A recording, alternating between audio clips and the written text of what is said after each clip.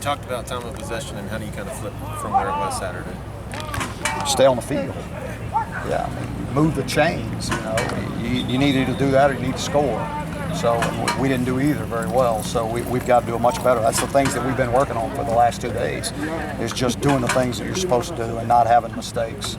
You know, 1 out of 11 guys can't screw something up. Everybody's got to be on the same page. Everybody's got to know their assignment.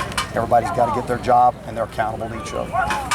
You were asked a couple of times in August about the leadership of the team. You said, "Well, wait till we experience some adversity, and we'll find out." Yeah. Well, you've had the adversity. What'd you find out? Yeah, I tell you what, it's been good. I mean, I love the attitude of the leaders and what they've been preaching to these guys and what they've been saying to the guys. It hadn't just been coming from the coaches; it's coming from them. You know, and I mean, just like today, Des Lawrence was. I mean, he was a beast out there today on everybody, both sides of the ball. I mean, and that's what we got to have. So I'm proud of what he's doing. What is Mitch like in that regard in terms of being a leader and a vocal guy? He's not the most vocal leader that we have, you know, but it doesn't, whether he likes doing it or he's comfortable doing it, the position dictates it, so he has to do it. You know, the quarterback has to have a presence all the time, and so that's something that he's constantly working on. And how do you think he's responded this week?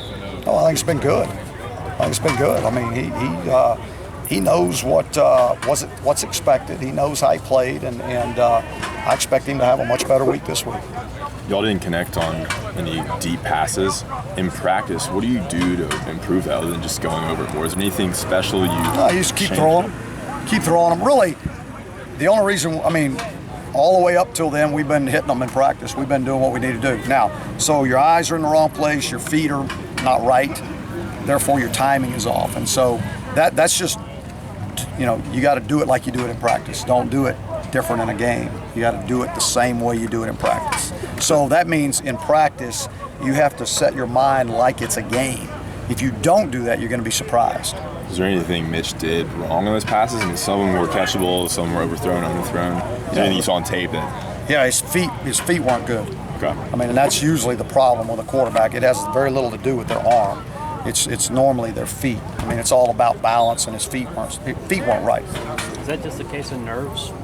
I don't think he was nervous. I don't think it was that. I think it was probably too much of trying to do too much, you know, instead of just doing what we do every day in practice. You don't have to do any more. You know, the offense will work. Just do what you're taught to do. And I think he was trying to do too much. I think he was really, really concerned with taking care of the football, and that was probably the first thing to his mind, and it ought to be. You know, but you still got to play. You know, you can't be afraid to play. How much NFL tape have y'all watched this week? How much what? NFL tape you watched? A lot. Bucks, Bears. I mean, how far do you go back? We've watched. We've gone back to the Bears. We've watched the Bears and a lot of Bucks film. Yeah, a lot. You know, and then